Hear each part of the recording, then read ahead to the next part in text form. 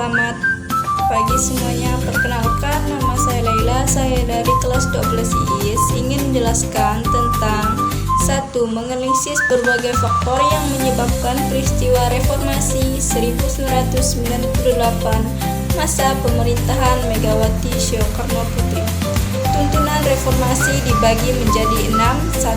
Suksesi kepemimpinan nasional pemerintahan Megawati Soekarno Putri. Suksesi kepemimpinan nasional pada masa pemerintahan Megawati Soekarno Putri dimulai ketika Megawati menjadi Presiden Republik Indonesia kelima, menggantikan Presiden Abdurrahman Wahid yang dihentikan oleh MPR.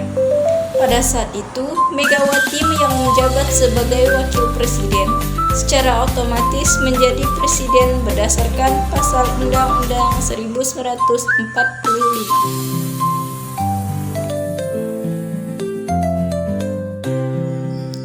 2. Amandemen Undang-Undang 1945 Pemerintahan Megawati Soekarno Putri.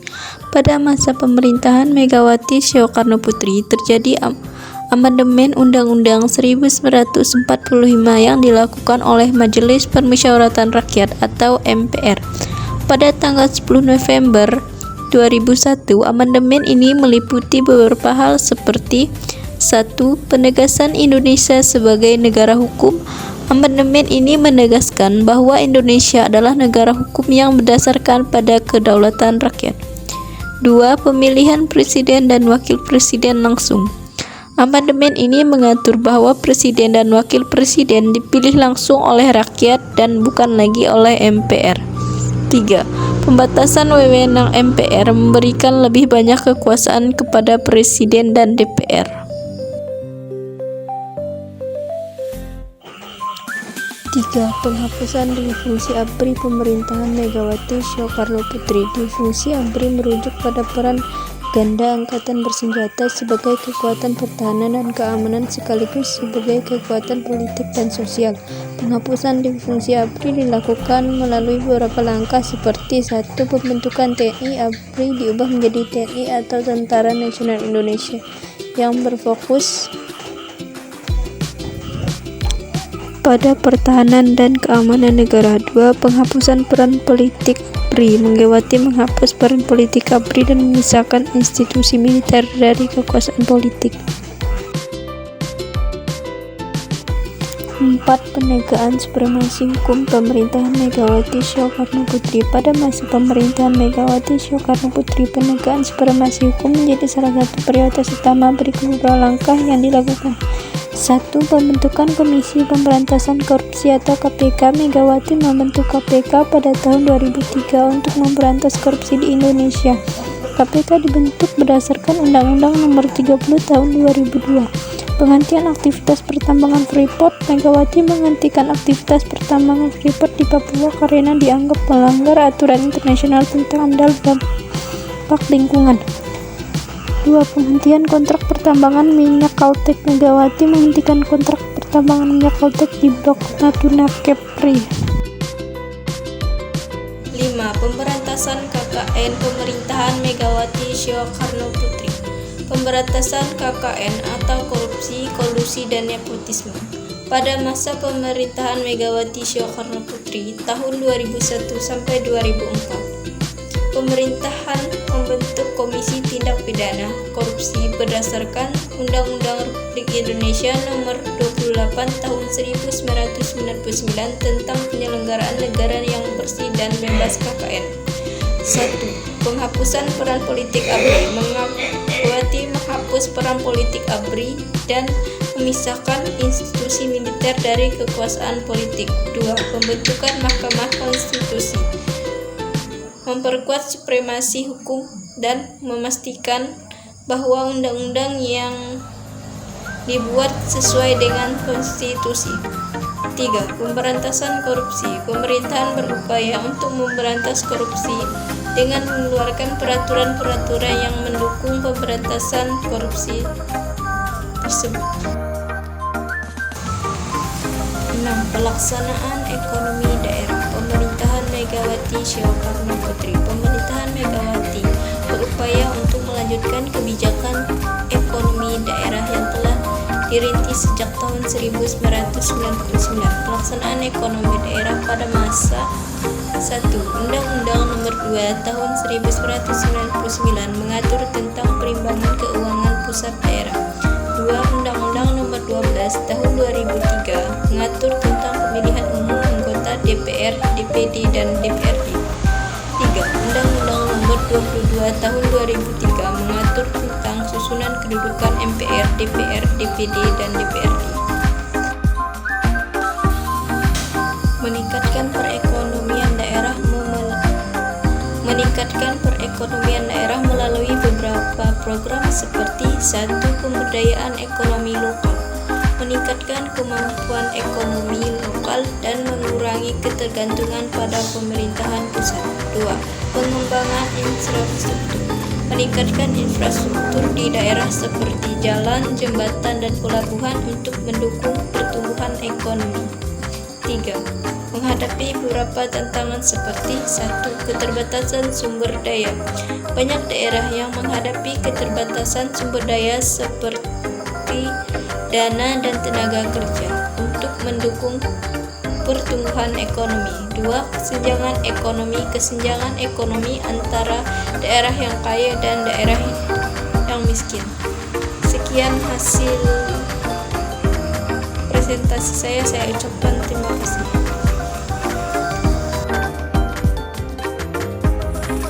Perkenalkan, nama saya Cinta dari kelas 12 IIS. Saya akan menjelaskan tentang menganalisis proses perubahan dan perkembangan sistem demokrasi di Indonesia pada reformasi masa pemerintahan Megawati Soekarno Putri.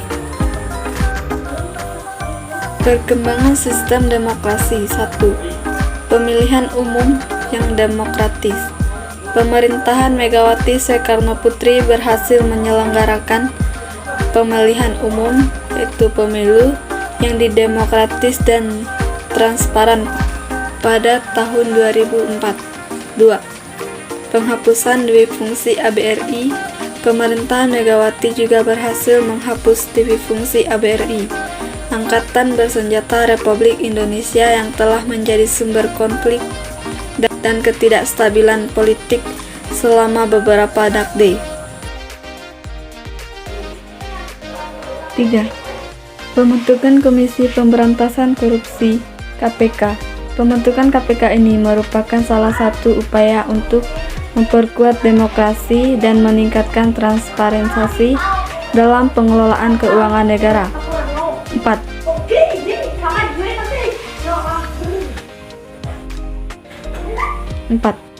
Pengembangan sistem pemerintahan yang desentralisasi. Pengembangan ini memperkuat demokrasi dan meningkatkan partisipasi masyarakat dalam proses pengambilan keputusan. 5. Pengakuan dan perlindungan hak asasi manusia. Pengakuan dan perlindungan HAM ini memperkuat demokrasi dan meningkatkan kesadaran masyarakat akan hak-hak mereka. Perkenalkan, nama saya Beni. Saya dari kelompok 3 dan berasal dari kelas 12 IIS. Saya di sini akan membacakan tentang materi, yaitu 3. Mengambil pelajaran dari adanya hubungan timbal balik antara situasi ekonomi dan politik internasional dengan situasi ekonomi dan politik di tanah air masa pemerintahan Megawati Soekarno Putri. Pemerintahan Megawati Soekarno Putri pada tahun 2001 sampai dengan 2004 menghadapi situasi ekonomi dan politik internasional yang kompleks. Hubungan timbal balik antara situasi ekonomi dan politik internasional dengan situasi ekonomi dan politik di Indonesia pada masa itu. Pelajaran dari situasi ekonomi internasional. 1. Ketergantungan pada ekonomi global. Krisis ekonomi Asia 1997 sampai dengan 1998 menunjukkan bahwa ekonomi Indonesia sangat tergantung pada ekonomi global. 2. Pentingnya diversifikasi ekonomi. Pemerintahan Megawati berupaya meningkatkan diversifikasi ekonomi Indonesia dengan mengembangkan sektor-sektor lain seperti pertanian, pariwisata, dan industri kreatif. 3. Peran institusi keuangan internasional.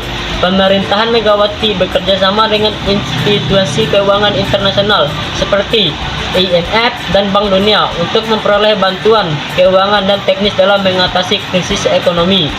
Pelajaran dari situasi politik internasional. 1. Pentingnya diplomasi. Pemerintahan Megawati berupaya meningkatkan hubungan diplomatik dengan negara-negara lain untuk memperoleh dukungan internasional dalam mengatasi krisis ekonomi dan politik. 2.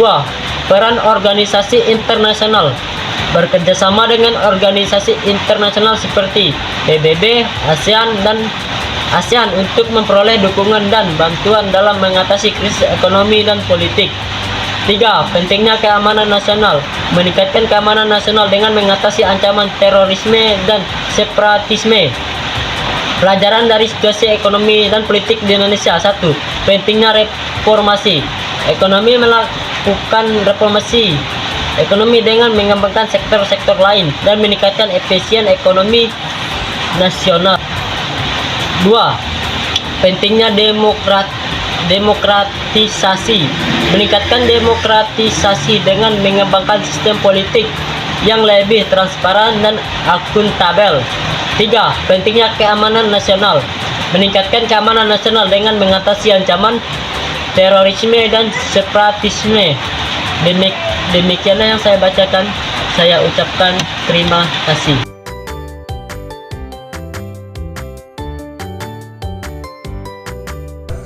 Mendeskripsikan perkembangan ilmu pengetahuan dan teknologi di Indonesia masa pemerintahan Megawati Soekarno Putri.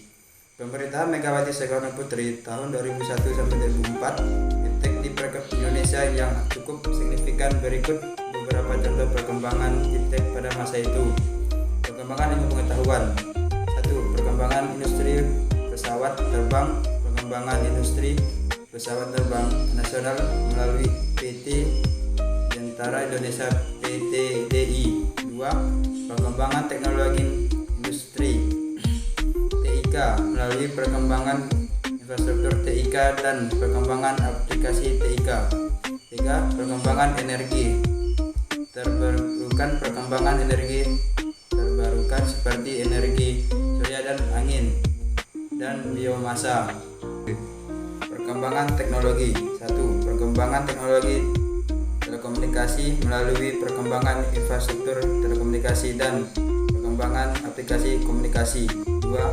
Perkembangan teknologi informasi melalui perkembangan infrastruktur TIK dan perkembangan aplikasi TIK. 3. Perkembangan teknologi biomedis melalui perkembangan vaksin, obat-obatan, dan peralatan medis. Kebijakan dan program. 1. Kebijakan iptek bertujuan meningkatkan kemampuan iptek nasional. 2. Program iptek bertujuan meningkatkan kemampuan iptek nasional. 3. Perkembangan sumber daya manusia melalui pendidikan dan pelatihan iptek.